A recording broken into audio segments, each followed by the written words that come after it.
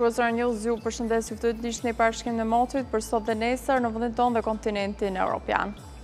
Europa lindore, rajoni Baltiku dhe pjesa Alpeve do të dominohen nga moti paqëndrueshëm me reshëshiu dhe era të forta, ndërsa pjesa më e madhe e kontinentit do të mbetet me diell dhe temperaturat e larta. Jemi tani me kushtet e motit për sa i përket vendit tonë. Sipas Meteoal, paraditja do të jetë me kthjellime dhe vranësira të pakta, ndërsa gjatë pasdites do të priten reshëshiu kryesisht në zonat verilindore dhe juglindore. Temperaturat do të luhaten nga 15 deri në 37 gradë Celsius.